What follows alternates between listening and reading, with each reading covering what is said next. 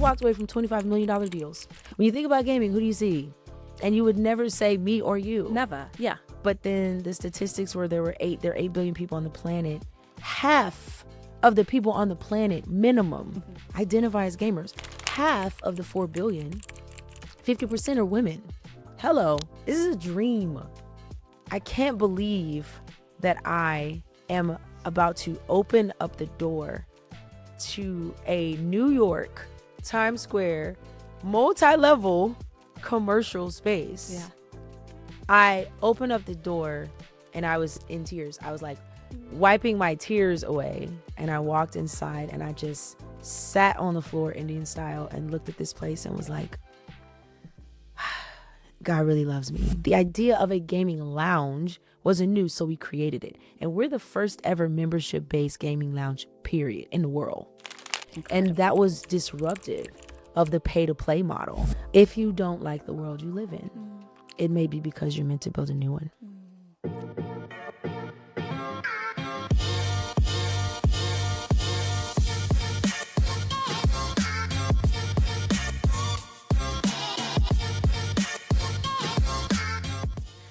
Hi Black Circle family, and welcome back to another episode. And we are so glad to have Letta J joining us today. Welcome. I'm so happy. So, Letta J's story is a blueprint for what it means to evolve as a creative in real time. From singing in mega churches to writing for Motown, for Grammy nominations to building a gaming empire, she represents a shift, the multi-hyphenate creative who doesn't wait for permission. And I just had to get that intro in there because you encapsulate so much. But really, I always like to start at the beginning, and that's the roots. So, you know, you came from a church background, singing-wise. What was it like being raised by 2 pastors and growing up under T.D. Jakes' church? Did you feel called for music, or did it find you? So growing up with 2 pastors, I mean, it's normal when you're in it, right? It's more people outside of it that are kind of asking, what is that? What does it mean? What is it like? It's strict though, for sure. But you feel like that's kind of life until you meet other people that can just do things that you're like, I can't watch that on television, you know? So, I mean, it's definitely, it's a very strict environment, but you know, it's interesting. I think as a kid, you don't really enjoy it so much because there are just certain adventures, you know, that you want to explore. But now I'm actually grateful just because, you know, it lays a foundation.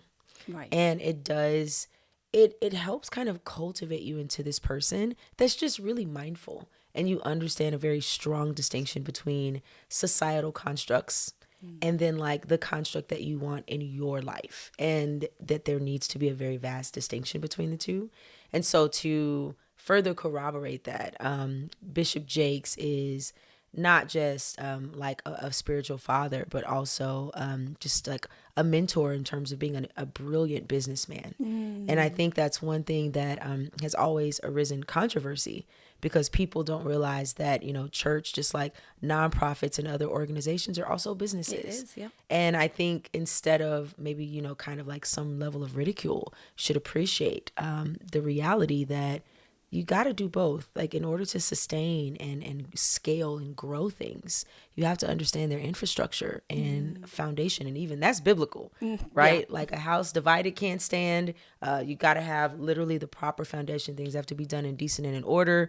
All of these things can be applied to our lives, professionally, personally, just everything that's going to grow and sustain itself. Speaking about singing, particularly in the church, and I always think of some of the greats who got their start there. Yeah. Like, how did that form your love or your passion for singing? You know what? I've been singing since I was like 4 years old, like for as long as I can remember. You know, I'm saying a number because that's what, you know, I remember, but my mom was like, I popped out the room singing on key, you know? But I started playing the violin when I was 5, the viola when I was 6, the cello when I was 7, the alto sax at 9, the piano at 11. And I've been singing. So I started competing like nationally at UIL competitions, even in like middle school. I got my first scholarship for music when I was 11. So music has always been a part of my life and my first love. Interestingly enough, which I think directly correlates with kind of where I am in my life, I've also always been a mathematician. So like music and math made sense to me. And I was saying this at another podcast. I was telling her how when you learn the violin, you learn the Suzuki method, which is really numerical. So when you're like a kid, they don't usually teach you sheet music, at least in the States. I don't know if it's the same in other places, even though the Suzuki method, I think, is Japanese. But they teach you using numbers. And so there is an immediate correlation between both hemispheres, but I do think it's really uniquely interesting that oftentimes society separates the creative from the maybe analytical or, methodical, pragmatic. And it's like, nah, these hemispheres are not severed, So I'm grateful for that. That's so interesting. And even, just my brief knowledge on Leonardo da Vinci, he was an artist, but ultimately he also was a scientist and an inventor. So that really does back up that theory of those two things are intertwined. Yeah. So no, absolutely. So when did you realize your gift wasn't just singing, but it was also storytelling? Honestly, at 5. Because I started, so I was singing and doing music, but I started entering we had these oratorical contests. And I did my first one when I was 5, I think, 5 or 6. And you are standing in front of the entire auditorium of students and you're reciting a poem. And the poems, you had a few minutes. So I remember reading James Weldon Johnson's like The Creation and Go Down Death and studying August Wilson, and you're learning these like pages of words. And so I started memorizing these speeches.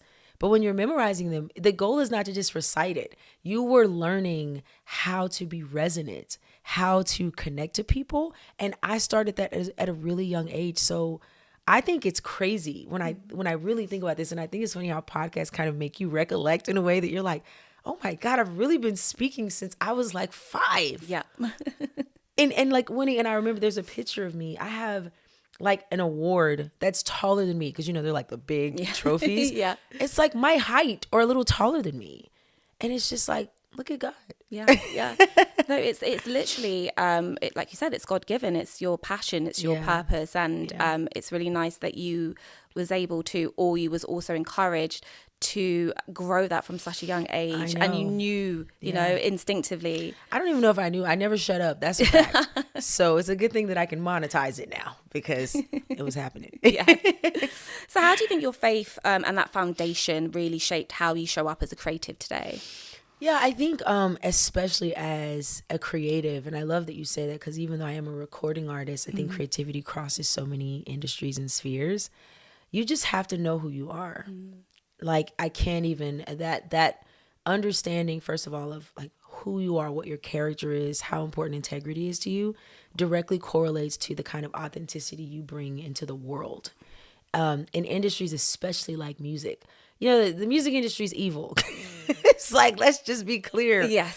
And so, but that's the industry, right? But like music isn't. And so, again, all of these sort of separations between what the construct is versus the passion.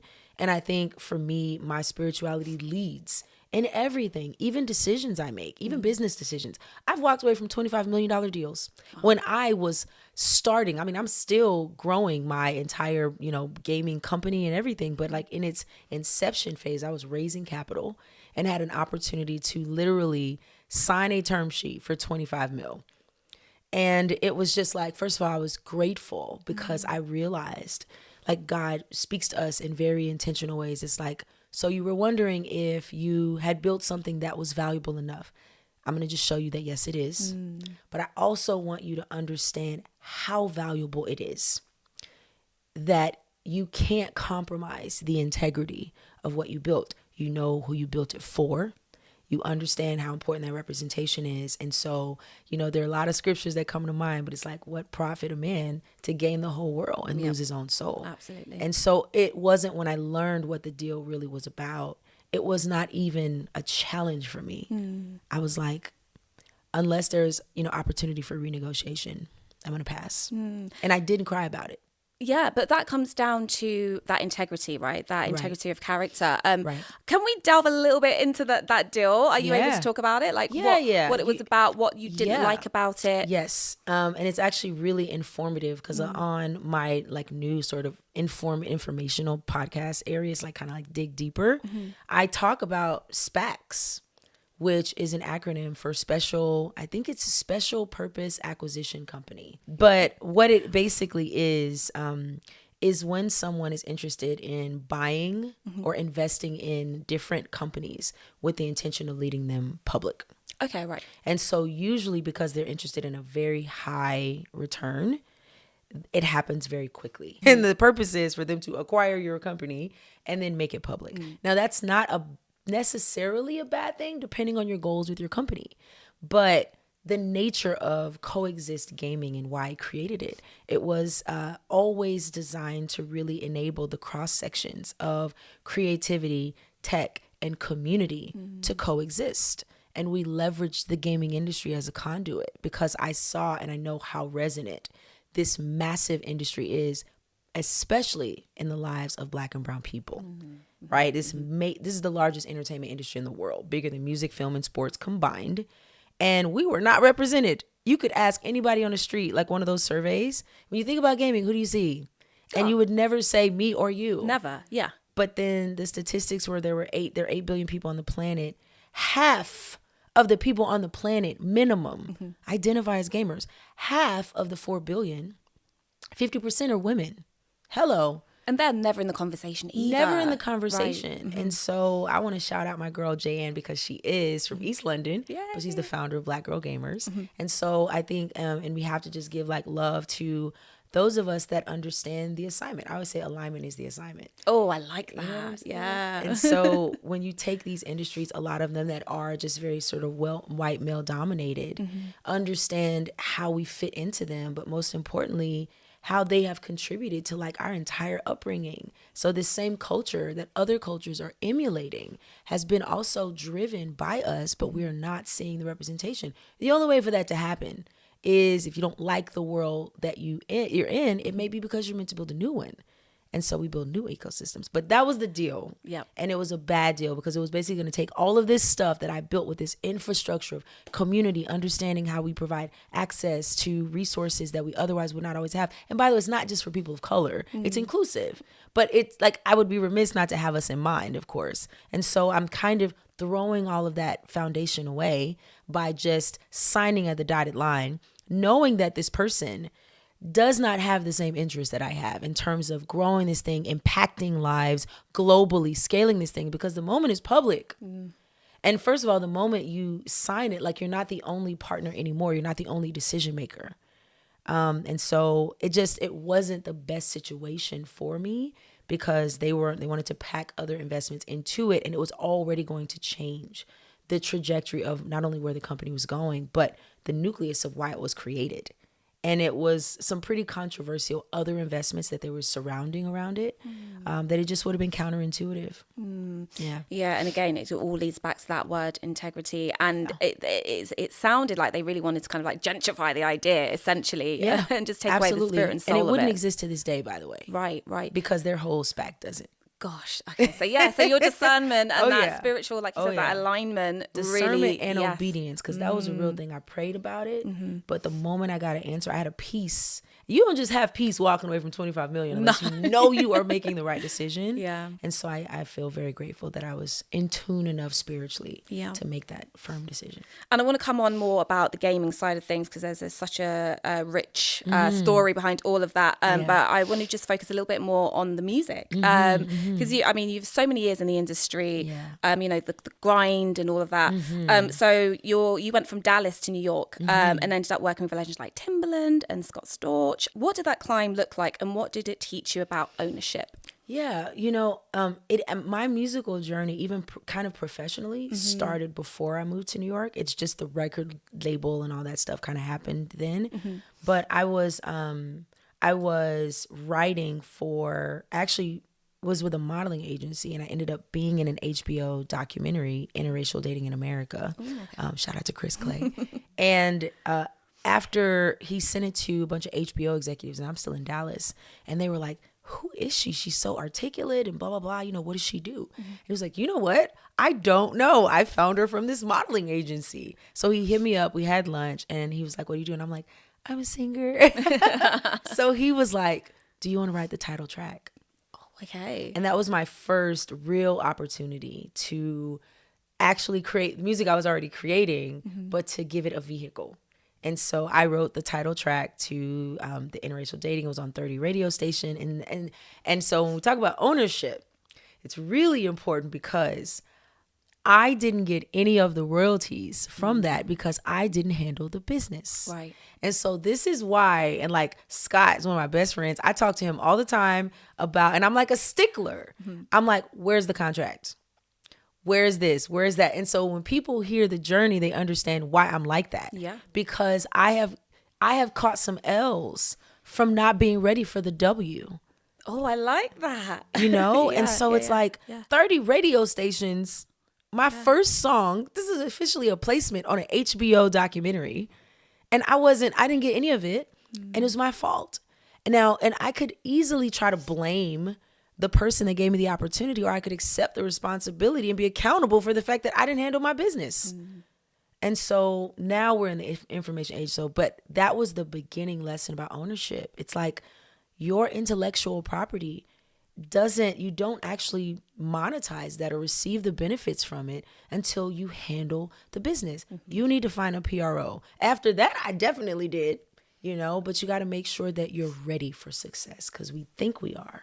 But are you? That's so interesting, honestly. And I think the issue with creatives as well, we just want to do the work, we want to put it out there. Right. But then the thought, and I am like this as well, so I'm taking your words on board. Yes. The thought of the back end of the business stuff and the negotiations and the contracting, but it's so important. Ownership is we overlook that in our community a lot, and that's how we're making all of this art, but then years down the line, our generations or our legacy, we don't get the benefit from it. No, we don't. And I really actually want to say something to that. One, yes, because when we think of IP or ownership, we just think about real estate. It's like, hello, there's digital real estate as well, right? We are brilliant innovators as people. And we have got to, if it's like for my creatives, if you're not the business person, find a business person, establish a partnership. We're never outnumbered. We're just out organized. And we got to fix that because this system is not broken. It was designed this way. And so we got to play the game. If I'm a gamer, we got to play the real game. Yes. That game of life is not just a board game, Yeah. right? It's like, it's a real thing. And we will not ever get the ROI if we don't understand the value of business as creatives. We have to treat ourselves like brands. Jay-Z said it best. I'm not a businessman. I'm the business man. And so the way we reference ourselves and how we treat ourselves, being your brand every day. When I walk and I show up, if somebody thinks I'm like diva, arrogant, whatever, that sounds like a them problem, not a me problem. Right. I know I am. But I also know how I have to show up in the world because this system is real. And if we're going to grow and multiply of whatever that looks like for us, we have to make sure that we're mindful of all the minutia and the nuance because we're built for it. Oh, you are dropping some gems today. I absolutely love it. You've written over 100 records across genres. Was there ever pressure to pick one particular lane? You know what? Yes, there always is. Again, that's the societal infiltration, right? When we're creatives, we don't label ourselves as anything. I'm like, there's not a box big enough for me to fit in, And I think as a songwriter, the whole purpose is for me to just tell the story. And the story is the narrative I create, and whatever melody I choose or whatever instrumentation that I choose to amplify that's on me. That's what I'm inspired by. And so the label they're always the ones, they're like, this is the mold. I kind of quote Scott because he says, I talk about R&D, but he was like, those that are not innovators, their version of R&D is not research and development, it's replicate and duplicate. Right. So by nature, they are not inventing anything. They're not innovating anything, right? They're leveraging what we create. It's because the label is like, these are the boxes. Which one do you fit into? And I was like, well, I kind of fit into like 1, 2, and 3, Yeah. So I think, especially as like, I'm Dominican, but like as Black people, it's like the R&B box or the soul box. And there's nothing wrong with it because I love R&B and I write R&B. And I think R&B is one of my favorite genres. But I also love and write country and rock and gospel and pop and dubstep and EDM. And it's like, why are you diminishing my dopeness? Yeah, and, You and know? all of those genres have their roots in blackness anyway. Yes, So it's like it's true. And so, yeah. and you know what? Some of the songs that we love the most, they're fusions, right? So, but again, it was like kind of that pressure because I think it stifles your creativity because I'm kind of like, I was very inspired by a lot of rock artists. Like Tina Turner is one of my favorite artists. Right? I loved Janis Joplin, but at the same time, I loved Aretha Franklin. I love Marvin Gaye. You know, I love Yolanda Adams. Like I love all these different people and the music and the art they create. And it influenced me so much. To me, I grew up in Texas. Like country music is like what we sing too. You could be saying the same message, but you're hitting a different demographic. There's power in that. And so, yeah, there was always kind of like a little bit of a struggle. I think the one thing that we landed on, I was deemed an international recording artist. And so I was labeled a pop rock artist or like soulful rock, actually. Right. And then it led into pop rock, you know. But I ended up, it's a part of what made me write for other artists because you still have to pick kind of like, I think, a sonic lane where there's a level of cohesion in your music. So I have written R&B albums. I've written completely pop albums, complete EDM albums. And as a result, you end up working with all these different producers, you know? So like Scott Storch and I were working on like very R&B kind of stuff with some acoustic cues. You know, I was working with Timberland. We were actually working on R&B stuff, and I was really voicing a lot of this stuff, a memorandum of Aaliyah. But when I was working with like Skrillex, we were doing dubstep, EDM, you know, it was fire because that was where I was in my life, where I just wanted to kick the doors down and like focus on empowerment, but just like show people that you could be whatever you want to be. You know, and so one of my singles is actually called Solo. Yeah, it's like I be on my solo, you know, and so it's really just like something for my girls to feel like you're dope enough to stand alone.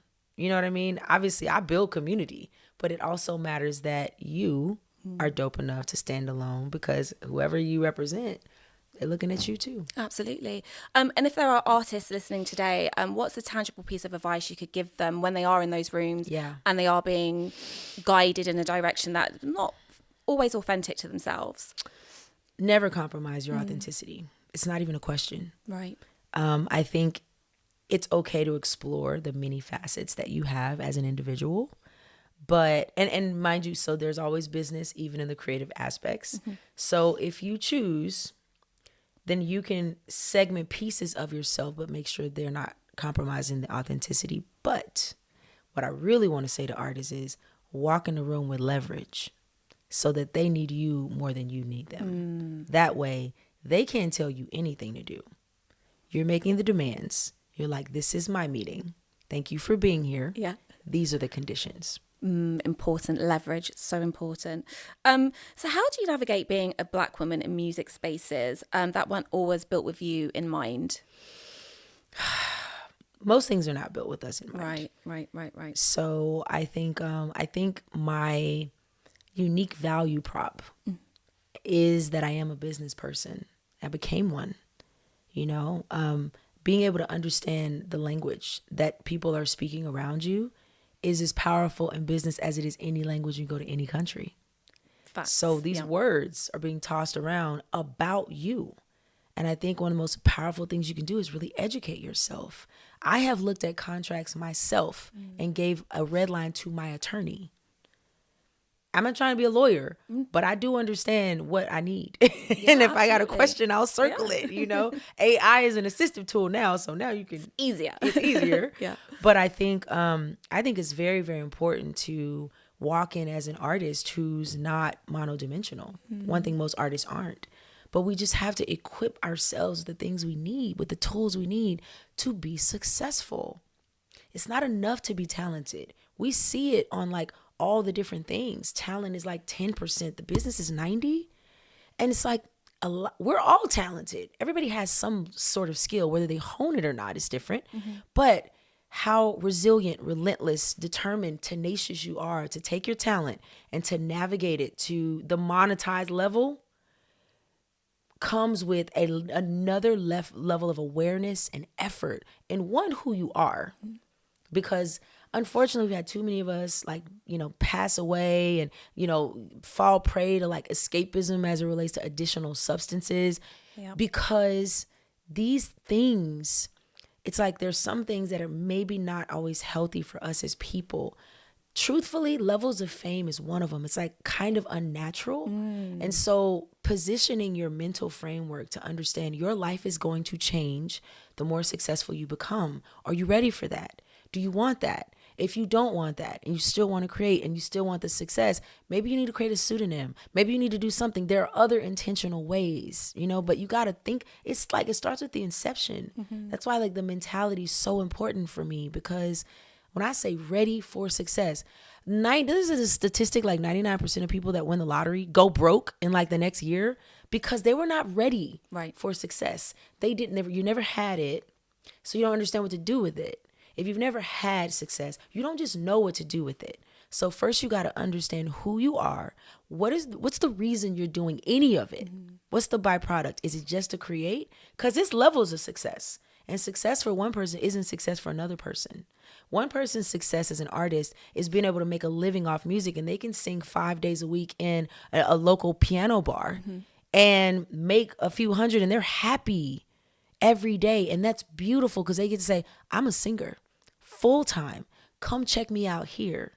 But someone else's level of success is global domination, and they're both valid and they're both okay. But you got to make sure you're ready to handle either of those because they are life altering. Absolutely. And when I think of, the artists that have had the most longevity, the brand it's locked in tight. The business side, it's tight. Right.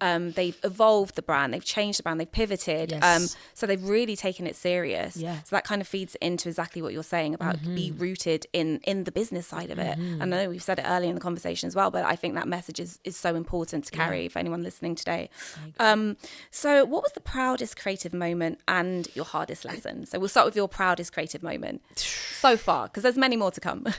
You know what? I honestly, I think the proudest creative moment for me was when I opened up my flagship creator space.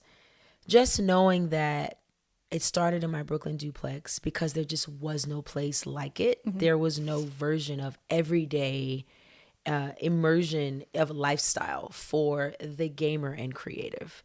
We would chase conventions all over the world, but where was our sort of Soho house for gamers and creators, if you will? And so I built it. And to have built one, and then we outgrew it, and I opened up another one simultaneously, and then we outgrew it, and I opened up another one. So we had 3 residential spaces simultaneously.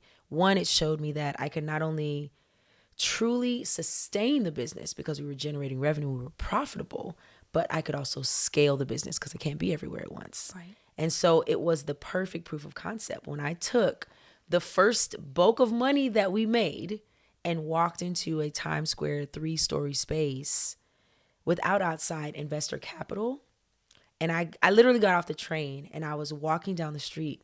And I remember feeling, I wonder if I look different. Do I look different? Like I just felt like I can't believe. I'm not from New York. This is a dream.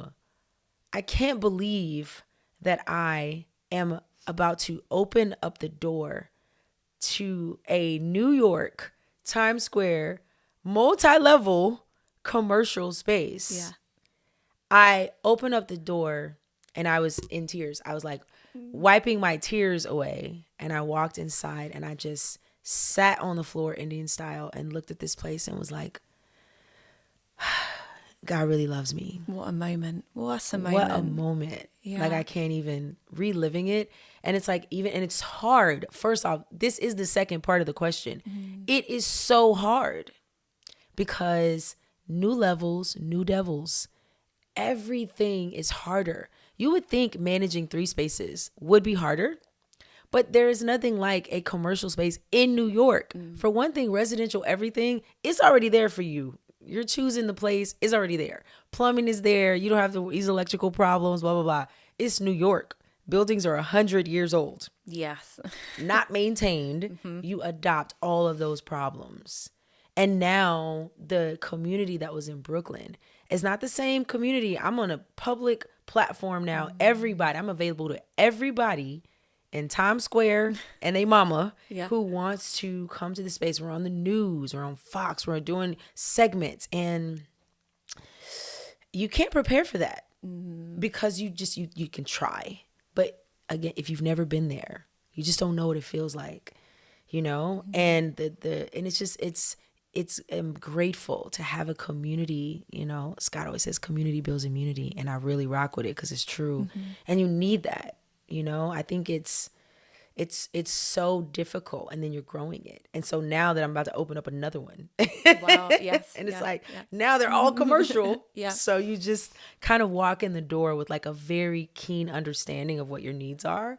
So there's no example of you being like normal again. They say ignorance is bliss. Well, I'm not blissful because she ain't ignorant. Like, you just know stuff now, so I'm very, very particular. And it's like, okay, so what's the GC doing over here? What are these logistics? I need to understand the consumption report. I need to make sure the electrical is what it is. The plumbing, this duct is not right over here. The HVAC needs to be like this, because you are managing this thing. And so that one space, though, became like the catapult to other things. We've done like massive activations outside of the World Trade Center for multi-billion-dollar games who wanted to bring it to life, because we were the gaming company that brought this thing to life.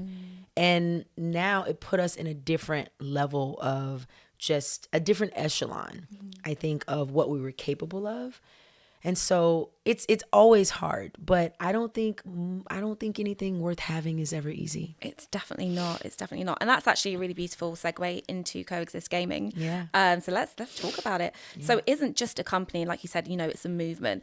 So I think we've touched on this a little bit, but let's go into a bit more deeper. What did you see missing in gaming that you wanted to create? So I know we spoke about community, but let's go a bit deeper. Yeah, representation and inclusion. Right. It bothered me a lot that all you really saw was, and it's like, no shade, I love people, but like, let's be honest, when you look on any advertisements, any posters, digitally or in person, you saw like an Asian or a white guy, right?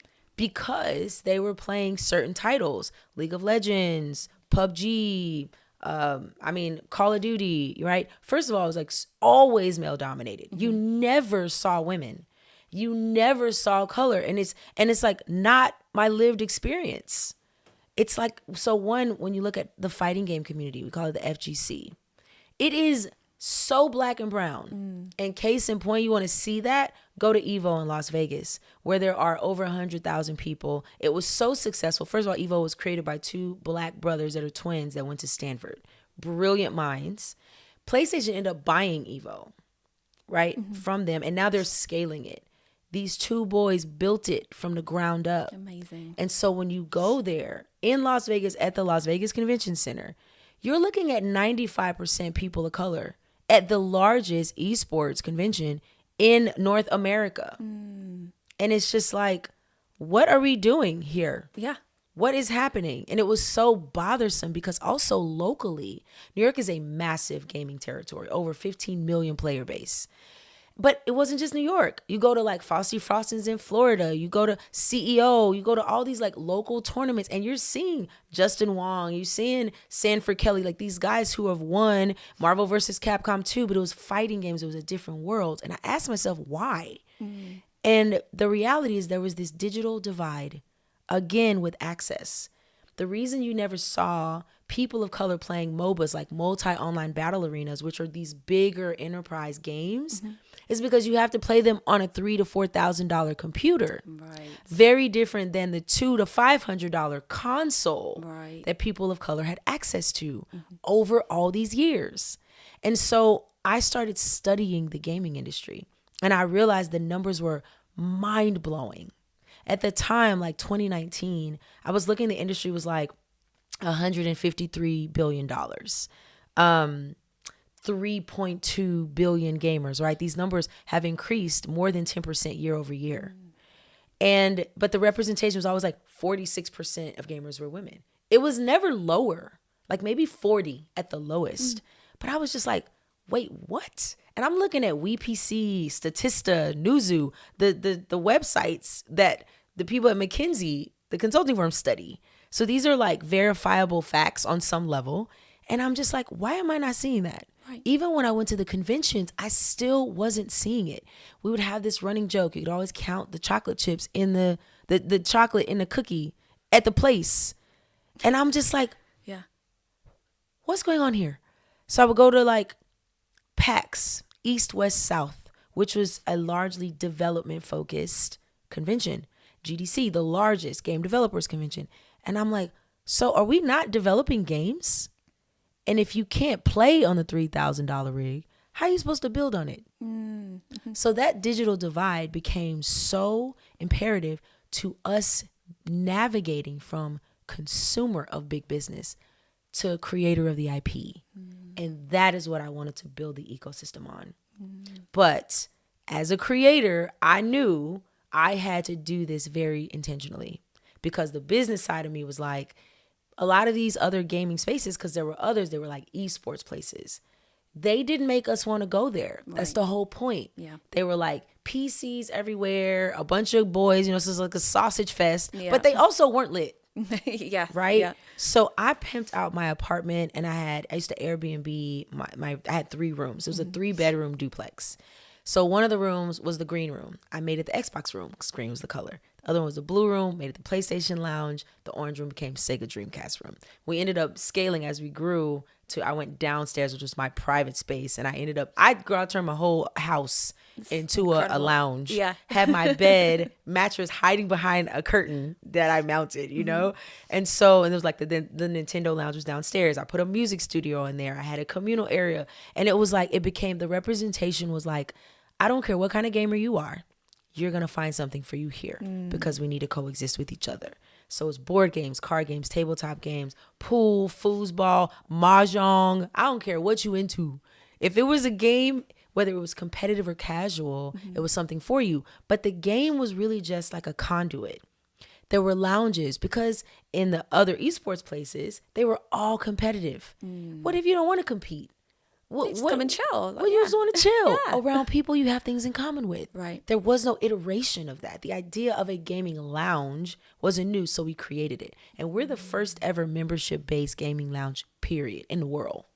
Incredible. And that was disruptive of the pay-to-play model. I've gotten cease and desist letters from like Barcade, like huge companies. What? Wait, what? Like, it's crazy, I remember we used, like, the social media person on my team used, like, Barcade as a hashtag. And they were like, don't use it. I was like, oh, we doing it right now. You're doing something right, yeah. For sure. Because I was like, it's a hashtag. What do you mean? This could be helping you, right. But it was just very important to me that we got it right, that we stayed authentic. And the biggest part of that authenticity was inclusion and representation. We wanted everyone to be included. I'm talking about accessible people that, like, according to whatever, neurodivergence. I talk a lot about that because I was diagnosed with ADD when I was 6. And so for people that we have, like, members that had Asperger's, that were autistic, we partnered with Microsoft, got accessible devices, people that were in wheelchairs, making sure that they had access to certain things on the floors. It was like every possible consideration. You hungry? I'm a whole executive chef with a James Beard Award under my belt. And so we had full food and beverage. But it was, you could be vegan, you could be pescatarian, lactose intolerant. You could not consume alcohol. We had amazing mocktails. The inclusion was across the board. The representation was across the board. So that was the foundation of what Coexist was meant to give to community. It seems like everybody was thought of, everybody was included, like no detail was left unturned. Correct. And as you're talking, I'm thinking about my younger self. And I loved gaming when I was like 11 to, I would say, about 15. I used to play like Soul Calibur and Tekken. Like they were like my games, like Rayman, Crash Bandicoot. Yes. But if this space existed when I was younger, I would have stayed in that space, in that area. And I didn't see it. It was all guys.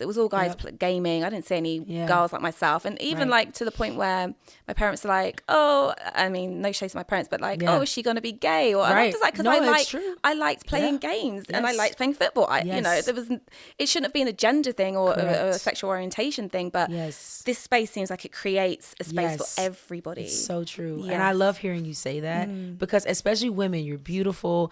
people have all these preconceived notions about who a gamer looks like. I'm always saying, oh my God, literally, I thought it was just me and you. But since you brought all your preconceived notions in here, I'm going to talk to all y'all. Yeah, exactly. And that makes me so happy that you said that, because society has navigated us as women. It's like, girls, don't do that. Don't be weird. Exactly. And that is why 90% of everyone under 18 is a gamer today, because we are the demographic having children.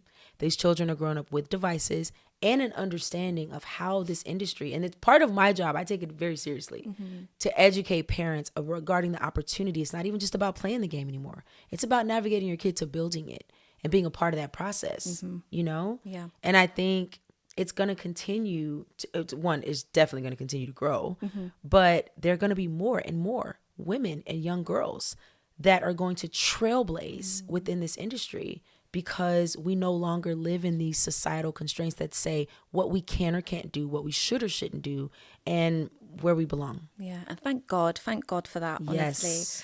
I've lost my track now. Where are we going? Okay. We should thank God and ourselves. So just on that theme of music, how does music still live inside what you're building? Yeah, I mean, you know what? The easiest thing I can say is there's music in every single game. Yeah. But we're not creating pipelines of entry that navigate artists and producers and songwriters and sound designers to enter that sphere. And that's part of what we do. We literally deconstruct the nuances of what development means. For me, developers are artists. And so they're very similar. Developers literally are creating IP. Artists are creating IP. Content is content. Whether it's music or it's a game, is content. Yeah. So there's a significant reframe around some of the narrative that is being conveyed. You know, development is creation. And so I'm always like, when you think about development and people think about coding, it's not exclusively that. And I just had to get that intro in there because you encapsulate so much. But really, I always like to start at the beginning, and that's the roots. There are all these creative jobs that are happening before you ever even think about a line of code.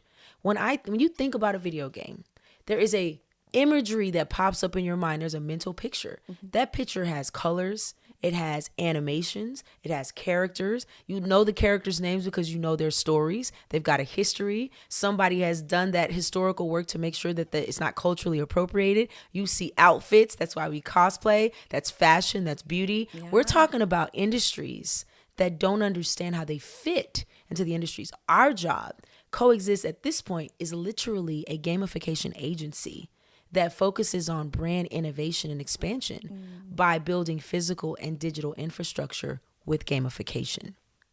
So our trajectory has now become this all-encompassing conglomerate that building game houses and creator spaces are one of the services that we provide for community and for businesses.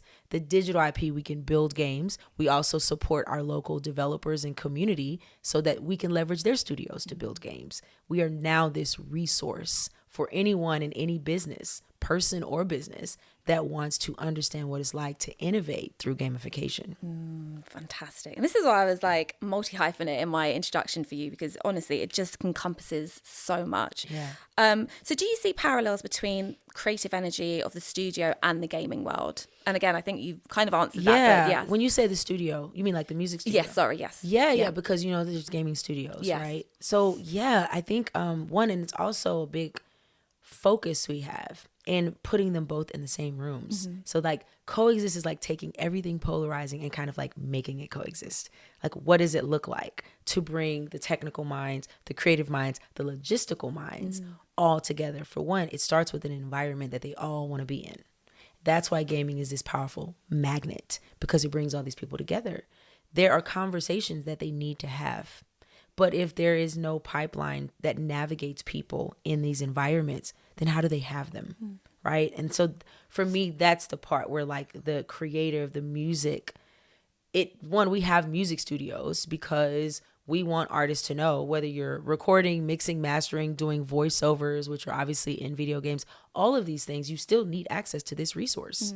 So what you do with this resource can navigate you to the game development sphere or just the creation of your next single. I want to shift gears a little bit now. Yeah. And I want to talk about legacy and lessons.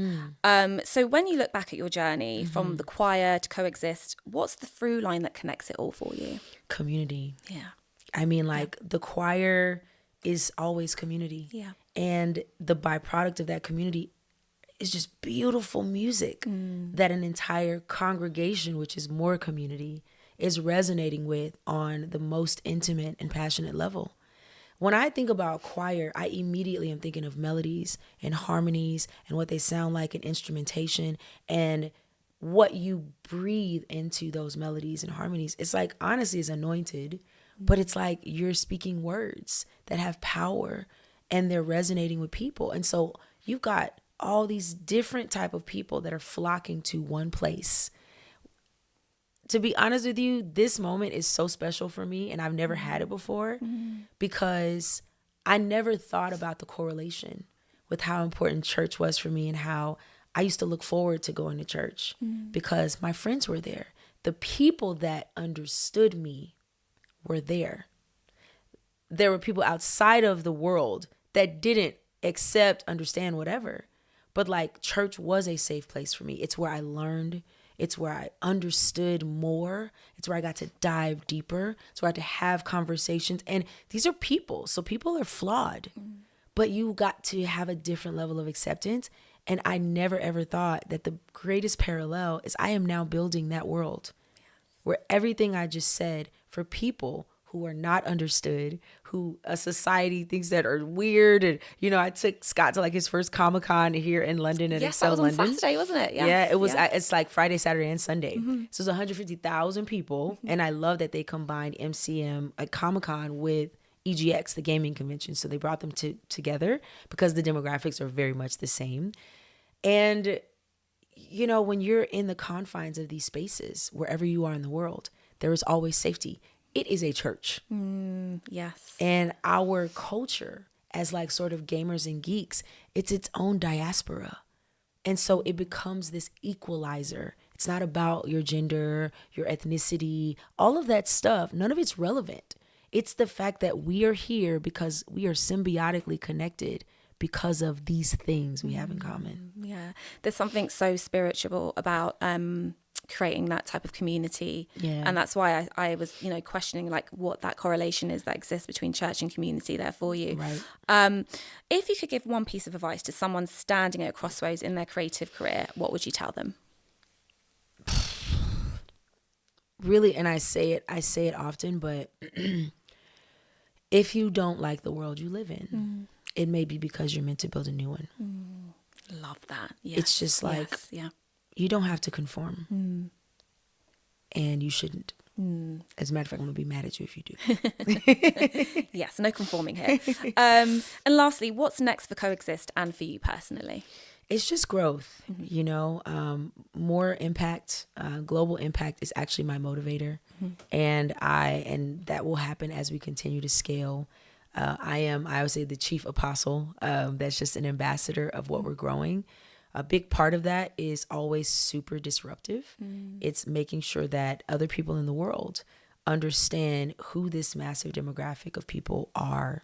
And a lot of that comes with a reframe, contextually, even just redefining narratives, titles, all of it. Who is a gamer?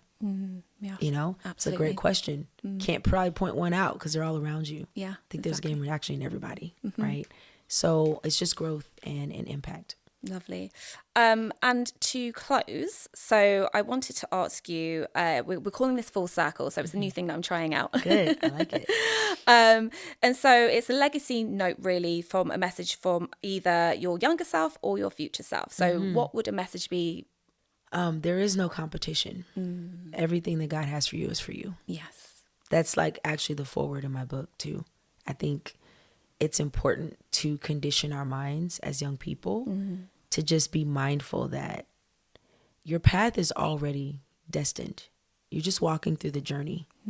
So everything, all the greatness you were created to achieve, it's already done. Just get to it. Yeah. And don't allow any of the noise to literally, don't allow it to misguide you. Don't let it be congestion. just be hyper focused on the greatness that's waiting for you. Fantastic. Do you want to share the name of your book as well? So I'm writing it. Oh, not yet. Okay. I'm so writing it's coming. It's coming. Okay. But I do have some singles that are going to be out. Amazing. And Please I'm share. really looking forward to it. There's a single called Solo, which is very kind of a festival future classic. There's another song called Patron, which is, and so there's different parts of me. It's in English and it's in Spanish. It's very much an empowering song for like just women who are just navigating a world who's like, it's kind of funny because in the song, it's basically like smiting men. It's like, I am patron, Yeah. And then the one that I actually just recently recorded in LA last week is called Character. And it is actually a testament. It's the anthem, I think, for CEO boss girls who are still interested in existing in the feminine and living a soft life, because I think a lot of people think that we don't. Yes, that's so true. Yes. Fantastic. Letta J, thank you so much for your time and coming down. And you have dropped so many gems and wisdom and knowledge, and it's just been a beautiful conversation. So I just wanted to thank you. Thank you for having me. If people want to follow your journey, where can we find you? Yeah, so I'm literally Letta J Music on everything, Letta J Music. In most of my bios, I've got something with Coexist Gaming, so we're Coexist Gaming. If you go to coexistgaming.com, actually, you scroll to the bottom and all of the socials are there, everything from LinkedIn and all the things. And yeah, Letta J Music, Amazing. Coexist Gaming. Thank you for being you and in this space and just opening gates and doors and pathways for so many of us. Thank you so much. Thank you. And thank you so much, guys. And if you want to follow the Black Circle's journey, we are on socials, theblackcircle.podcast. Don't forget to like, follow, subscribe. Thank you, guys. Yay!